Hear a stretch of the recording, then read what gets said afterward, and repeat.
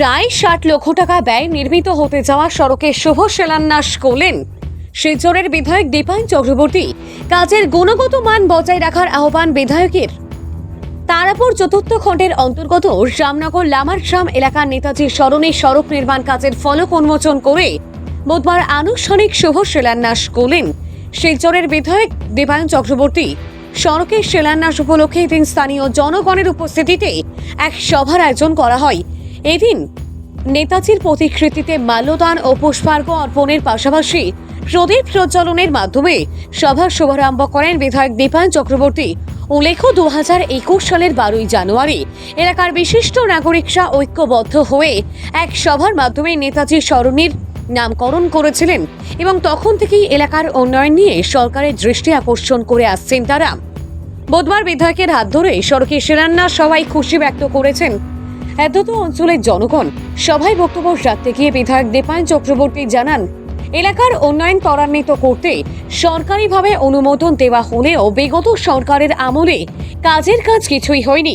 কংগ্রেস আমলে কর্মসংস্কৃতি বলতে কিছু ছিল না বলে মন্তব্য করেছেন বিধায়ক। ডক্টর হিমন্ত বিশ্ব শর্মার নেতৃত্বাধীন সরকার ক্ষমতায় আসার পর থেকে কর্মসংস্কৃতির অনেক উন্নতি হয়েছে বলে এদিন জানিয়েছেন তিনি।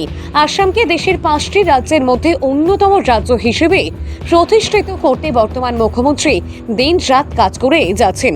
এলাকা 350 মিটার রাস্তা সংস্কারের জন্য সরকার 60 লক্ষ টাকা বরাদ্দ করেছে। কাজের বরাদ্দপ্রাপ্ত ঠিকাদার রাজু দাসের তত্ত্বাবধানে কাজ শুরু করা হবে। কাজের গুণগত মান সহ স্বচ্ছতা বজায় রেখে কাজ করার আহ্বান জানিয়েছেন তিনি। এদিন সভায় এলাকার প্রাক্তন আঞ্চলিক পঞ্চায়েত সদস্য সমরকান্তি দে, পূর্ত বিভাগের কার্যবাহী বাস্তুকার শিবাশিস রায়, সঙ্গীতা সিনহা, পিকলু দাস ও নিভারানী সিনহা সহ অন্যান্যরা উপস্থিত ছিলেন। যখন মনে হয়েছে আমি অফিসে গিয়েছি, যখন যেখানে প্রয়োজন হয়েছে আমি কমিশন পেয়েছি একজন ইঞ্জিনিয়ার হিসাবে, এইভাবে কাজ চলছিল।